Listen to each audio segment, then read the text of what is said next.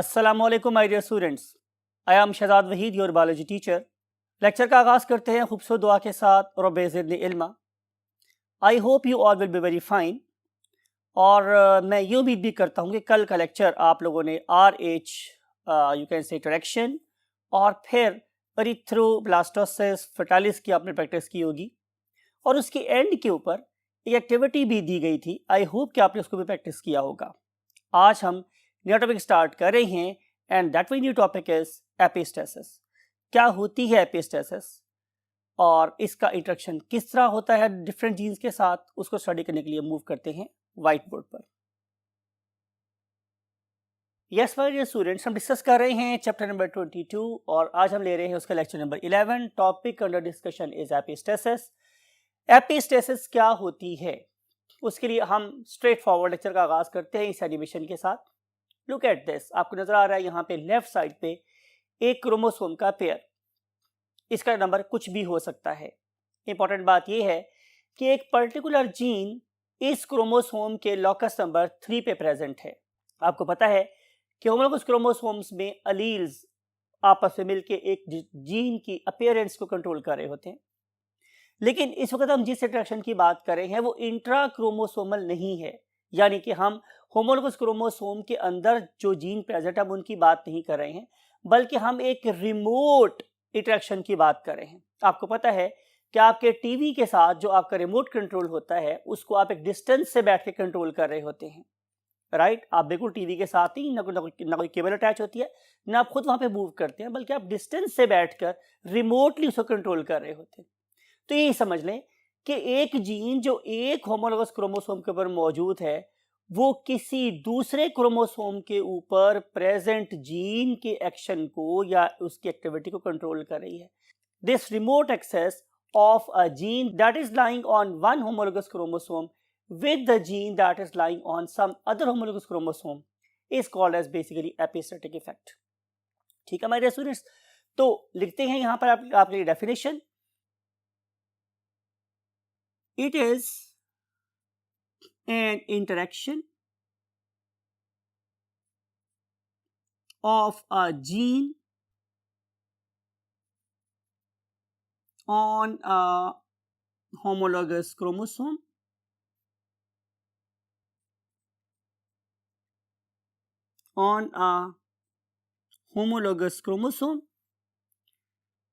with a gene lying on some other homologous chromosome।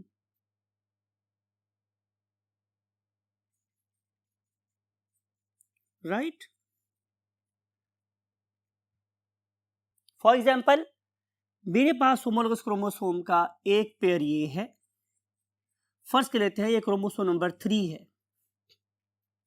इसका एक gene, for example it was a gene of metabolic rate, right, और ये control कर रहा है एक ऐसे क्रोमोसोम को जो फॉर एग्जाम्पल क्रोमोसोम नंबर 12 पे प्रेजेंट है, और ये डिटरमाइन कर रहा है हाइट को।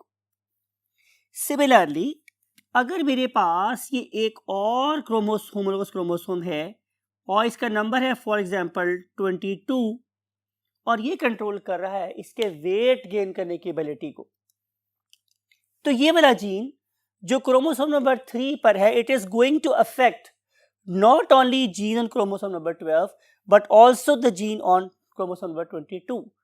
तो ये जो एक इंटरेक्शन है जीन का with other you can say chromosome, it is called as what? Epistatic effect. Epistatic effect में दो तरह के इंटरेक्शन हो सकते हैं। पहली बात तो ये है कि यहाँ पे डोमिनेंट जीन्स प्रेजेंट हो और वो इस लोकस पे मौजूद डोमिनेंट या रिसेसिव जीन से खेल रहे हों। दोबारा रिपीट कर रहा हूं, यहाँ पे प्रेजेंट है डोमिनेंट जीन, वो इस क्रोमोसोम पे प्रेजेंट डोमिनेंट जीन या रिसेसिव जीन से इंटरेक्ट कर रहे हैं और अपनी बात मनवा रहा है। It is called as dominant epistatic effect. लेकिन ऐसा भी हो सकता है कि समटाइम यहां पे रिसेसिव जीन्स का पेयर, फॉर एग्जांपल स्मॉल ए, अब एक रिसेसिव जीन है, लेकिन ये वाला रिसेसिव जीन दूसरे किसी क्रोमोसोम पे प्रेजेंट डोमिनेंट जीन को भी क्या करेगा, डिक्टेट करेगा। अगर इस तरह की कोई बात हो तो फिर हम उसे बोलते हैं कि it is a recessive epistatic effect, right. Dominant gene present होंगे तो ये डोमिनेंट एपिस्टेटिक इफेक्ट होगा, अगर रिसेसिव जीन प्रेजेंट होंगे तो वो रिसेसिव एपिस्टेटिक इफेक्ट होगा। Got the point. अब सवाल ये है कि फॉर एग्जांपल यहां पे प्रेजेंट है डोमिनेंट जीन, यहां प्रेजेंट स्टूडेंट्स क्या, कैपिटल ए, और इस क्रोमोसोम के ऊपर प्रेजेंट है एक recessive gene, for example small h।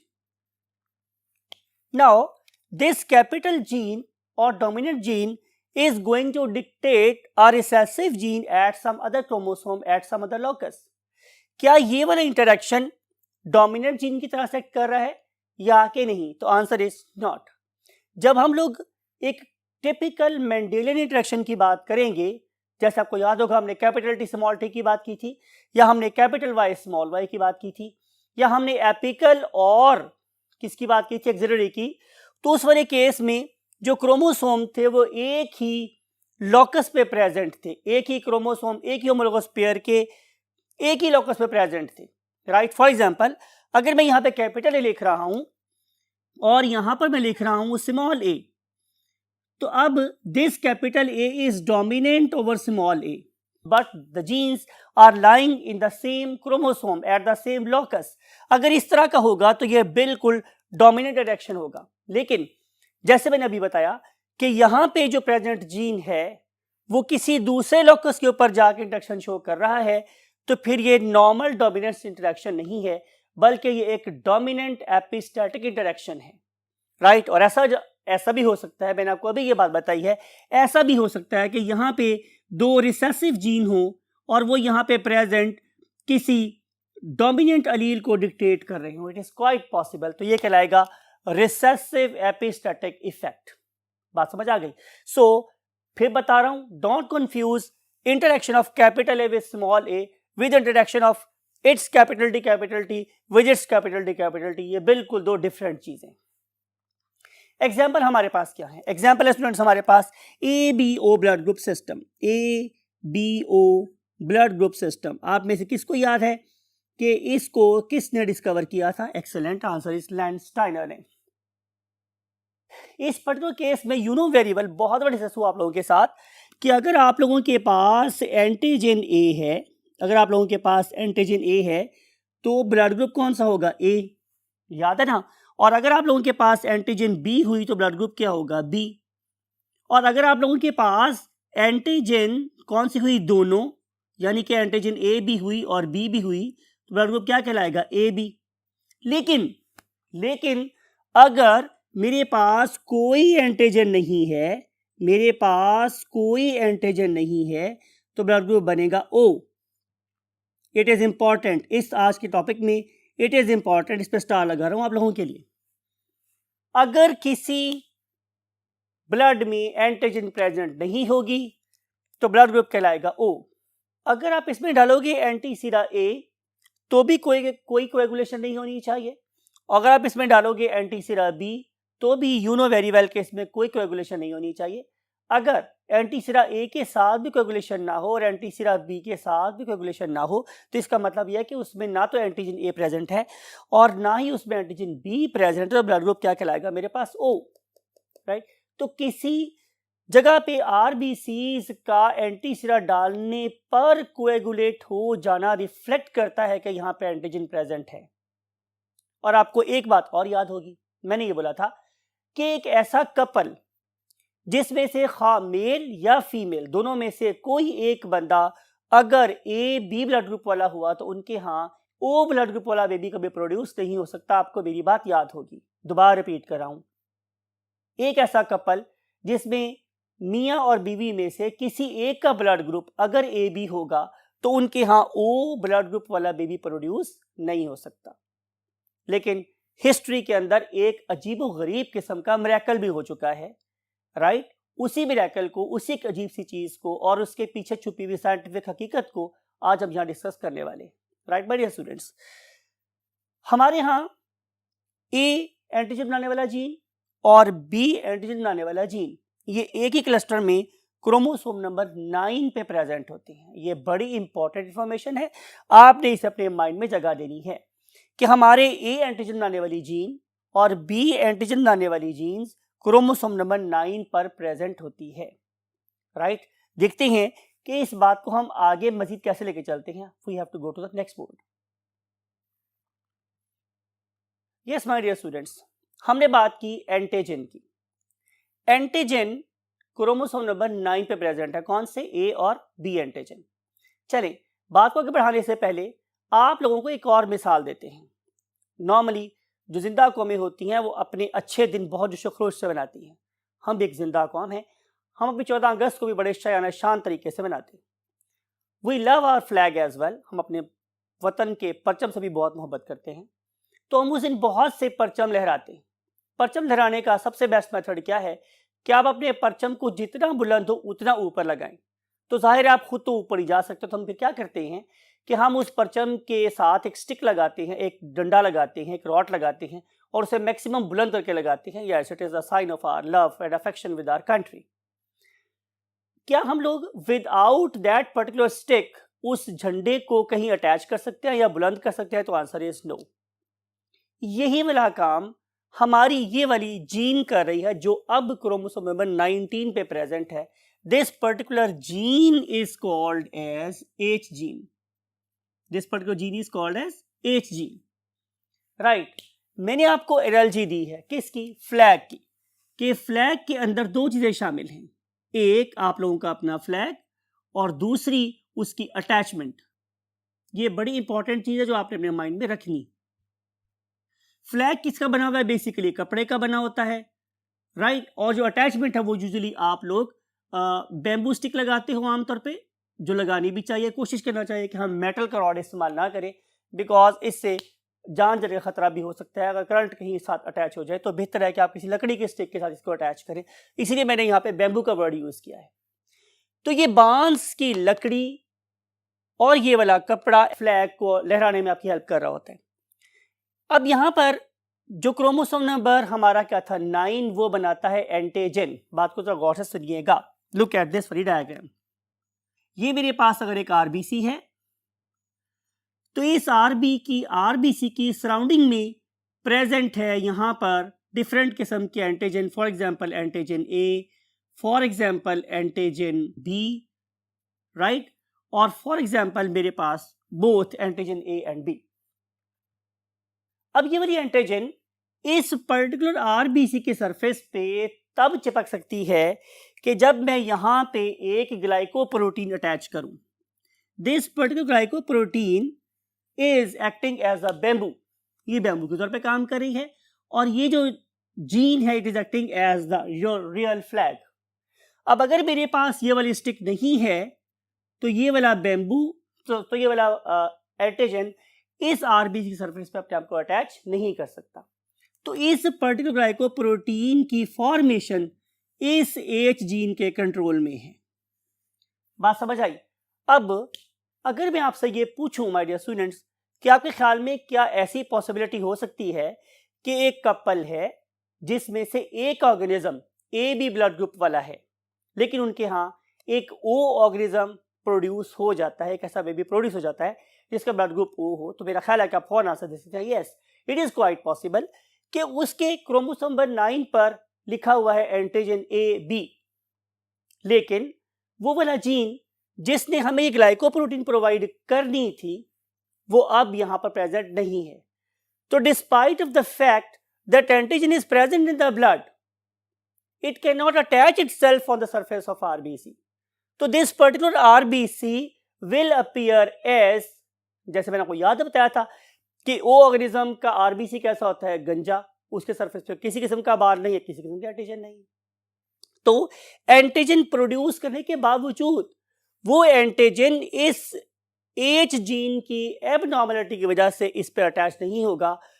तो despite of having antigen A antigen B, this organism will phenotypically appear as O. Its blood group will be O. It is important, right? और यही basically activity भी थी आप लोगों के पास। इसका जो डिस्कवरी थी वो सबसे पहले इंडियन शहर बॉम्बे में हुई थी, और इसी रेफरेंस से हम लोग इसको एग्जाम्पल के तौर पे बॉम्बे फिनोटाइप भी बोलते हैं, बॉम्बे फिनोटाइप, राइट। तो फिर आपसे डिस्कस करता हूं, आखिरी दफा इस बात को रिपीट कर रहा हूं कि याद रखिए हमारे पास एंटीजन लाने के लिए जो जीन है it is lying on chromosome number 9, लेकिन उस पर्टिकुलर एंटीजन को आरबीसी के सरफेस पर अटैच करने के लिए जीन चाहिए होता है, that is lying on chromosome number 19, right. आमतौर पे 99.9999% ये दोनों जीन्स एग्जीक्यूट होते हैं और बच्चे का फिनोटाइप और जीनोटाइप अपने पेरेंट्स के मुताबिक ही होता है, लेकिन किसी ऑर्गेनिज्म पर भी उंगली उठाने से पहले तहकीक जरूर कर लिया करिए, कुरान शरीफ का इरशाद भी है। तो ऐसा हो सकता है कि एक ऐसा कपल जिसमें से एक organism A B blood group वाला है, उसके यहाँ एक ऐसा भी प्रोड्यूस हो जाए जिसका ब्लड ग्रुप ओ हो, जो कि यूजुअली पॉसिबल नहीं होता। उसके पीछे कॉज क्या है? हमारे क्रोमोसोम नंबर 19 पे पाया जाने वाला जीन H, अगर ये एब्सेंट होगा तो सही पेरेंटेज के बावजूद एक abnormal you can say genotype organism भी प्रोड्यूस हो सकता है। So it was a basically activity that is given in your book. तो ये जो एग्जाम्पल थी my dear students, it was regarding the book. आपकी बुक में सिर्फ और सिर्फ बॉम्बे फिनोटाइप को डिस्कस किया गया है, राइट। अब हम देखते हैं अगर आप स्टडी करेंगे फर्दर तो क्या और एग्जाम्पल्स कोट की जा सकती हैं regarding this very effect that is called as epistatic effect. तो आंसर इज यस। बहुत फेमस एक disorder it is called as albinism, right. तो एल्बिनिज्म भी एक ऐसा यू कैन से डिसऑर्डर है that is due to some epistatic effect. इसके अलावा आपने एक डिसऑर्डर सुनूंगा, उसका नाम होता है एल्जाइमर, राइट। तो एल्जाइमर जो है